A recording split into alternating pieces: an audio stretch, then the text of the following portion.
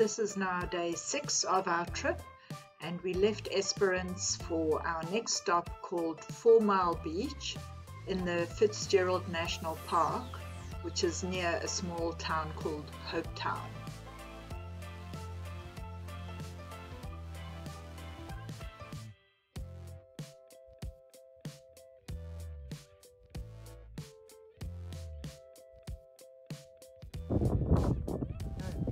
The flies here are just crazy, ridiculous. Look at Phillip's helmet.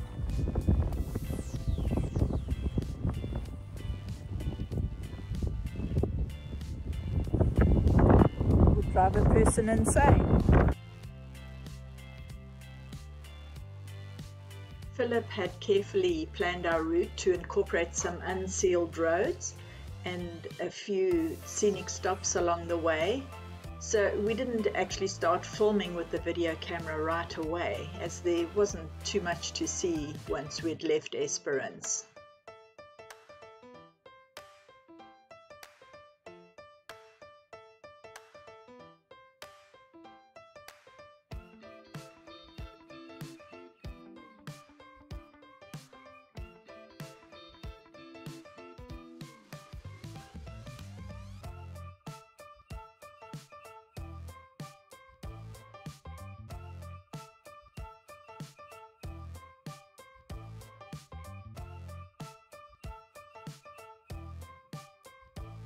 This is where we hit our first stretch of dirt road, and it wasn't too bad, just quite corrugated in places. Well, at the time we thought the corrugations were really bad, but this was before we did our next stretch of unsealed road when we left 4 Mile Beach, which is coming in the next video, when we found out what a badly corrugated road really looked like. So these roads were actually like highways by comparison.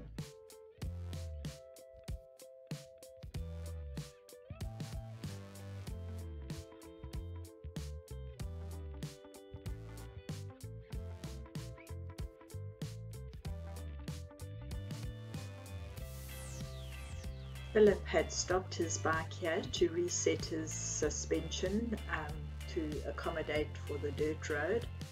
My bike unfortunately doesn't have any settings, so I had to just carry on slowly, and then he caught up with me a bit further down the road.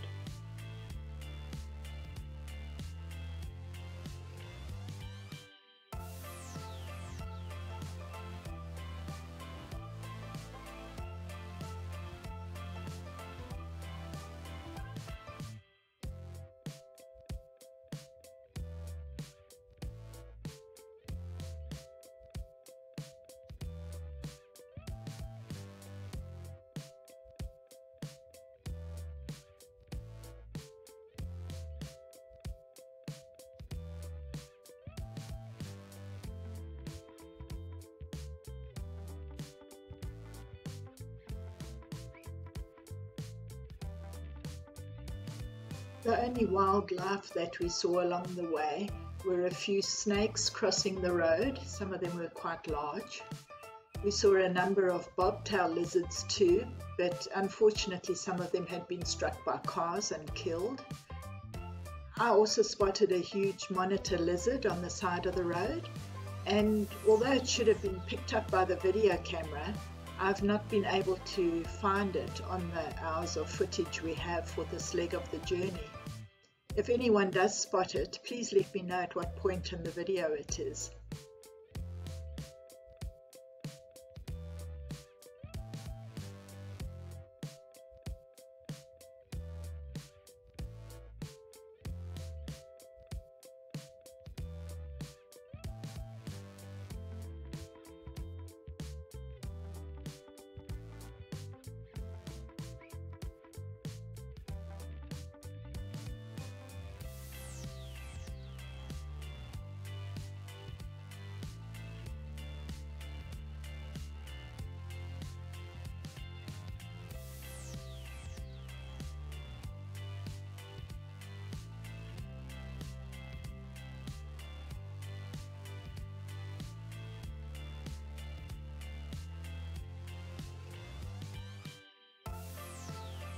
we got off our bikes at Manglanup Beach to have a look there, and the water there was really amazing, turquoise water and snow white beaches.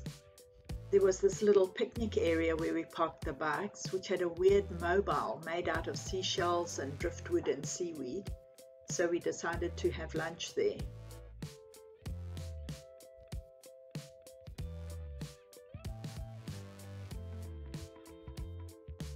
Lunch was a salmon ready meal, which was actually really tasty, and we just had it with dry crackers.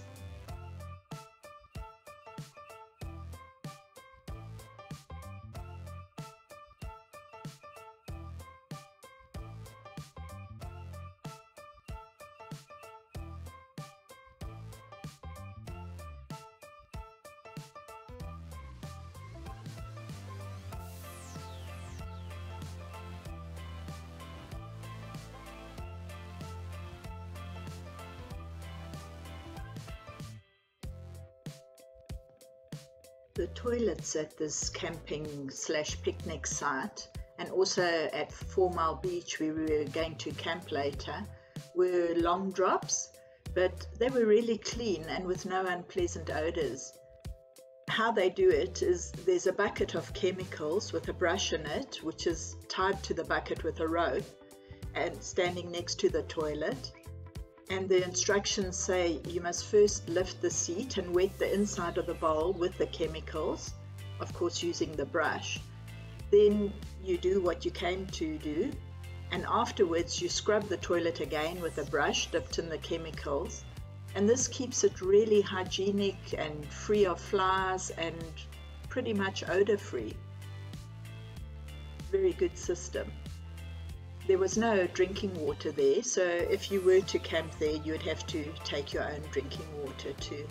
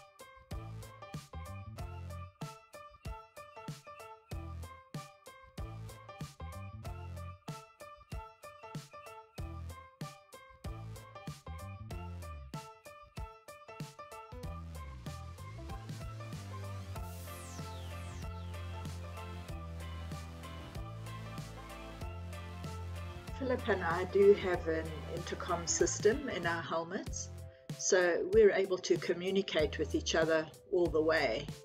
This really helps a lot to make the trip more interesting, as we can point out things to each other along the way and chat all the time. So the only part of our trip that we didn't have communication was when we left Southern Cross, where we had spent our first night, and we hadn't been able to charge the intercoms as we were on an unpowered campsite. And that road between Southern Cross and Kalgoorlie was so straight and boring. We found it really long and tedious because we couldn't talk to each other. So even though that section was only about an hour and a half, in fact even less, probably only about an hour before we got to Coolgardie, it really makes a big difference being able to talk. I take my hat off to these solo round-the-world travelers who don't have anyone to talk to on these long, boring stretches. It must become rather lonely at times.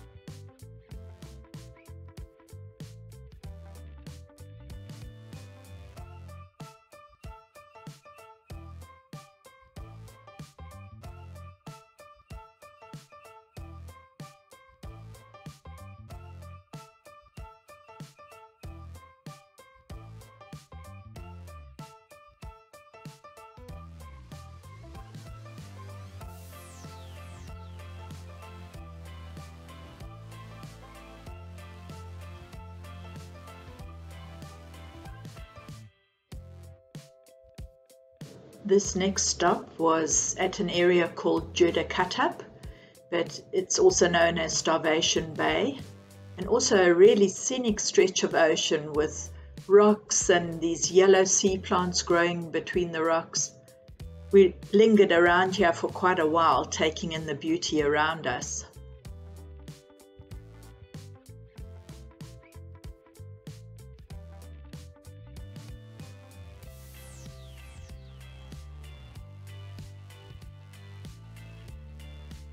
At this stage, however, Phillip's bike was running dangerously low with fuel, and we don't currently have the facilities to carry extra fuel. So there was one solitary couple camping at Starvation Bay, so we spent a bit of time chatting to them, and they gave us some information about how far it was to Hopetown and how to get there on the back roads. Phillip checked his fuel range again and decided we didn't need to ask them to sell us some fuel before we left, as we should just make it. We, however, didn't leave any room for error, and especially considering how temperamental our GPS is on these back roads.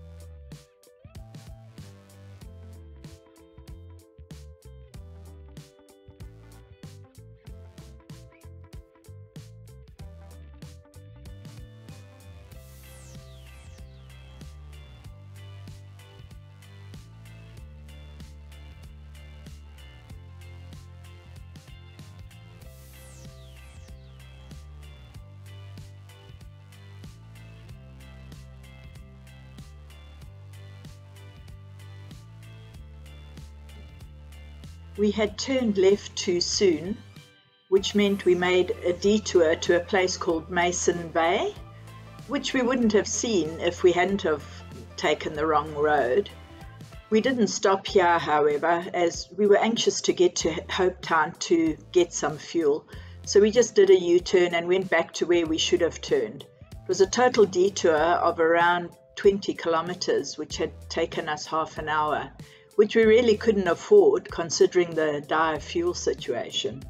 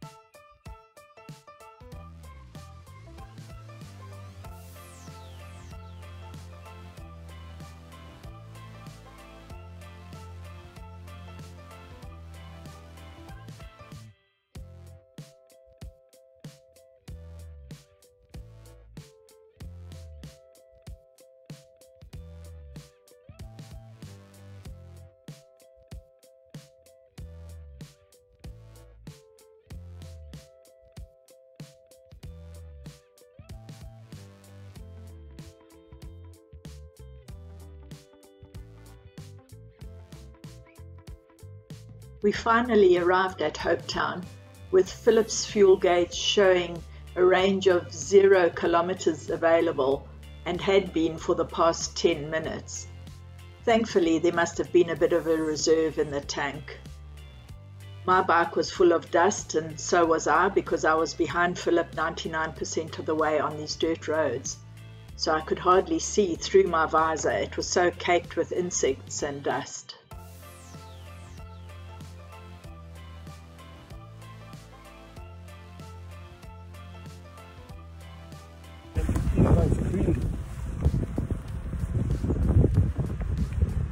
Better. Yeah, much better. Can you clean my screen too? Yeah.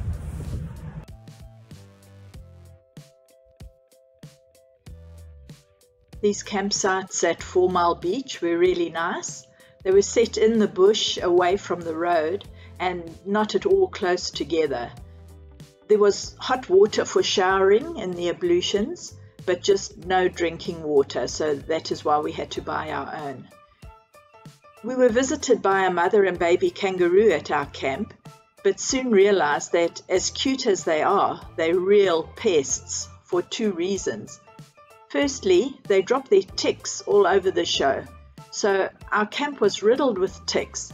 They were climbing up our tent and on us, and we were very fortunate that neither of us actually got bitten by them. We chatted to the camp warden, and he assured us that you don't develop any serious illnesses from these ticks. However, if they do bite you, it makes a nasty sore, so you should actually freeze it off if they attach themselves to you. The second reason the roos are pests is because they come scratching around in your rubbish at night looking for scraps of food. We had a plastic bag hanging on my bike's handlebars with all our rubbish in it, and in the middle of the night I was awoken with something scratching at the packet. It sounded like somebody rustling a packet of chips. The first time I heard it, I just shouted and banged on the side of the tent. But when it came back again a short while later, I got up and shooed it away and moved the packet, as I didn't want the kangaroo to scratch my bike or even possibly knock it over. Fortunately, it didn't bother us again after that.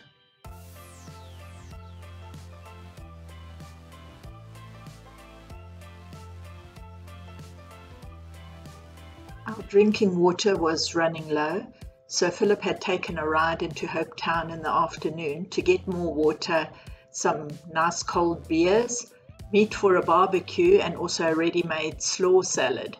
So we just added a tin of baked beans and cut up an apple and added some mayonnaise and had this salad with our steak, which was so tender it virtually melted in your mouth. This really made up for our first lousy dinner that we'd had there. The kangaroos, of course, came around again while we were having dinner to bid us farewell.